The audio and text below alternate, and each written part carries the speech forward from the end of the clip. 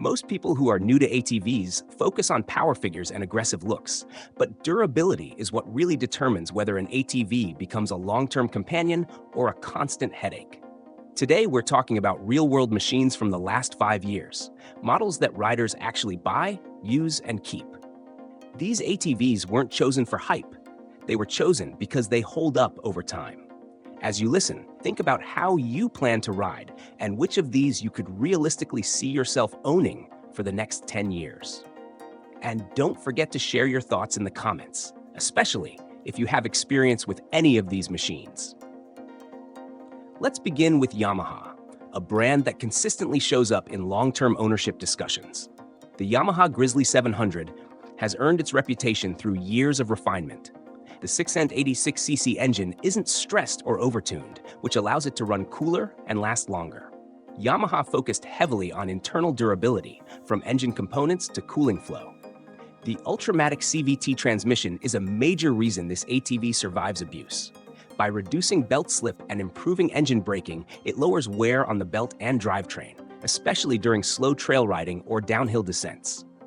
Power steering further reduces rider fatigue, which indirectly protects the machine from sudden inputs and mistakes. The Grizzly feels composed, stable, and predictable, even after long hours of riding. Closely related is the Yamaha Kodiak 700, which uses the same proven engine and transmission, but places more emphasis on utility and comfort. The Kodiak's lower seat height, calmer throttle response, and simplified controls make it especially appealing to beginners and senior riders. It's an ATV designed to feel trustworthy rather than exciting, and for many owners, that's exactly the point. If you were buying your last ATV, would you want something thrilling, or something you never have to worry about? Honda approaches durability with discipline and restraint. The Honda 4Trax Foreman 4x4 is a perfect example of Honda's belief that simplicity leads to longevity. The engine is understressed, air and liquid cooling are carefully balanced, and the drivetrain avoids belts entirely. With either a manual transmission or Honda's dual-clutch system, power delivery is smooth and controlled, with very little wear over time. The steel frame is overbuilt for the machine's output, allowing it to absorb repeated stress without fatigue. Suspension travel is conservative, but that reduces long-term strain on bushings, joints, and mounts. The Foreman Rubicon builds on this foundation by adding more refined suspension and improved comfort while maintaining the same reliability-focused engineering. These ATVs don't chase numbers, they chase decades of service. Honda also appears here with the TRX 450R, a sport ATV that, despite its performance focus, is known for mechanical toughness when properly maintained.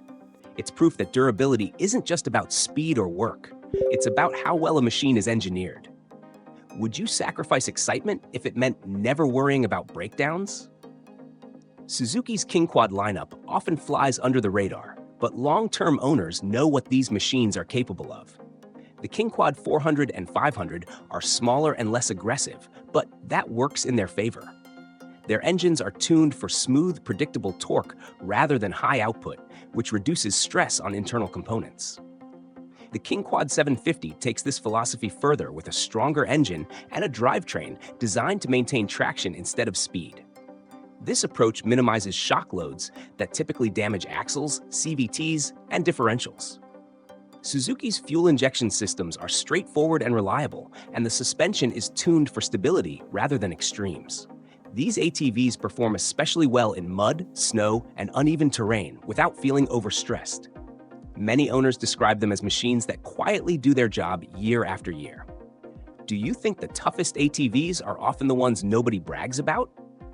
Kawasaki brings a different kind of durability, physical strength. The Brute Force 450 4x4 may be smaller, but it's built with the same mindset as Kawasaki's larger machines. The frame is stiff, the drivetrain is simple, and the engine delivers usable power without being pushed. It's a great choice for riders who want something manageable but not fragile. The Brute Force 750 4x4i is a different animal altogether. Its V-twin engine produces strong low-end torque, which allows the ATV to move confidently without high RPMs. That reduces engine stress and heat over time. Kawasaki's chassis design gives these machines a muscular, planted feel, especially on rough terrain. They're not the lightest ATVs, but that weight translates into durability. If you like an ATV that feels mechanically strong beneath you, Kawasaki tends to deliver. Polaris offers one of the widest ranges of ATVs, and their durability story has evolved significantly in recent years. The Sportsman 450 HO is often recommended to new riders because it balances power, size, and control. It's easy to handle, yet sturdy enough for real use. The Sportsman 850 steps things up with more power and improved suspension, while still maintaining a reasonable balance between performance and longevity. The Sportsman XP 1000 pushes power further, but recent improvements in cooling, chassis reinforcement, and component quality have made it far more dependable than older generations.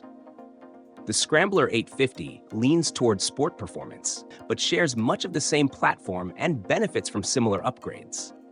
Polaris machines also stand out for comfort. Seats, ergonomics, and suspension are designed for longer rides. Another major advantage is parts and service availability across North America and Europe, which makes ownership easier over time. How much does dealer support factor into your buying decision? Can-Am is often associated with high performance, but models like the Outlander 850 and Outlander 1000R show a more balanced side of the brand. These ATVs use Rotax engines that deliver strong torque while remaining smooth and controlled. Cooling systems have been improved to handle slow riding and heavy loads without overheating. Frames are stiff, and suspension components are designed to handle repeated impacts. The Renegade 850 and 1000R take performance further, but still benefit from the same strong foundations. When ridden responsibly, these machines hold up extremely well. The key with Can-Am is understanding your use case. Do you need all that power, or would a calmer setup last longer for your style of riding? That's a great discussion to continue in the comments. CF Moto has become a serious player in the ATV market over the last few years. The C-Force 500, 600, and 850 are built with value and practicality in mind. These machines use steel frames, conservative engine tuning, and relatively simple electronics. While they don't yet have decades-long reputations like Japanese brands, many owners report solid reliability when basic maintenance is followed. They're often chosen by first-time buyers who want a capable ATV without paying premium prices. The real question with CF Moto is long-term ownership. How will these machines look after 10 years of use? If you own one, your experience could help others decide. Arctic Cat rounds out the list with the Altera 300, 450, and 600. These ATVs are designed to be lightweight, manageable, and straightforward. Power output is modest, which helps reduce wear over time. The engines are simple, the frames are sturdy, and maintenance is generally easy. These machines are often used for recreational riding, property maintenance, and light utility work. While they don't compete in power, their simplicity contributes to durability, especially for riders who don't push their machines to extremes. Sometimes, less really does last longer. Durability isn't about one perfect ATV. It's about choosing a machine that matches how you ride and how long you plan to keep it. Every model we talked about today has its strengths and trade-offs. Now it's your turn. Which of these ATVs would you trust the most for long-term ownership? And which one do you think truly earns the title of Unbreakable? Share your thoughts and experiences in the comments. Your input helps everyone make better decisions.